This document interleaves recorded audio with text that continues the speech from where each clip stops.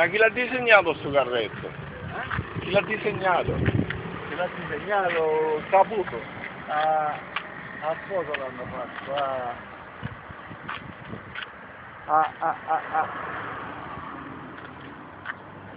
A Parafranca, nella provincia di Enna.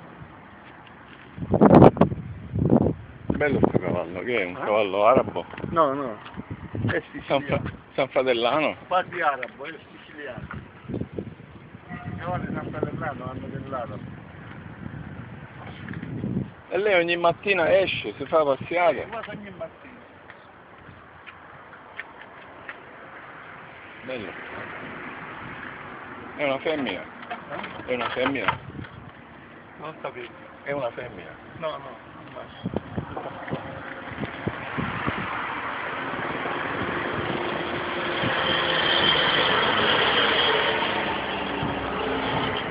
Bello.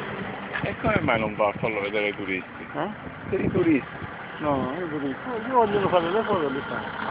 Se trovano le foto per non vanno fare Stamattina c'è la nave. Assolutamente. Vabbè. No, Vabbè, non per il motivo, per perché vederlo.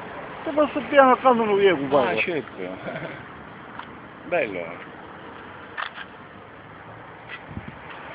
Ce n'è di più belle.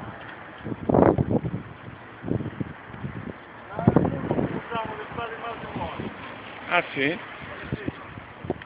E quello per i matrimoni com'è fatto? Quello per i matrimoni com'è fatto? E quello che faccio sempre la partita.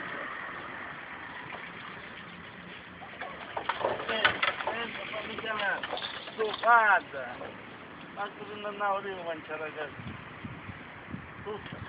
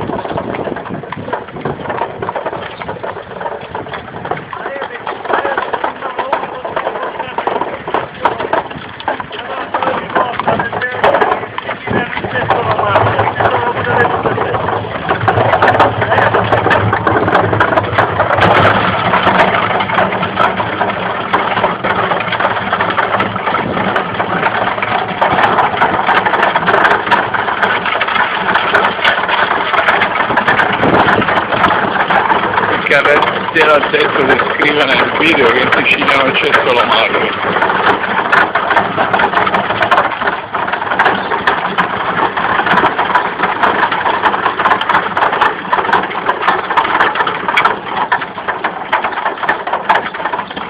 Siamo sul cavalcavia della ferrovia che supera i 22 binari della stazione centrale di Messina, una costruzione tra le più grandi stazioni che ha prodotto in questa città la chiusura del mare della città e che dopo le leggi del Parlamento europeo e del Parlamento italiano hanno ridotto la città di Messina a un deserto.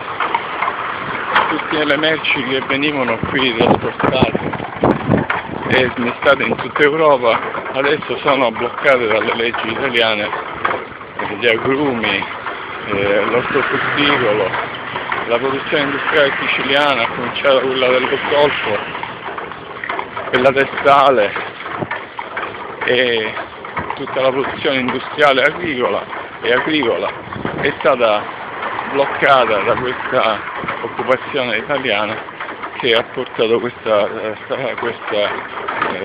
stazione alla desertificazione.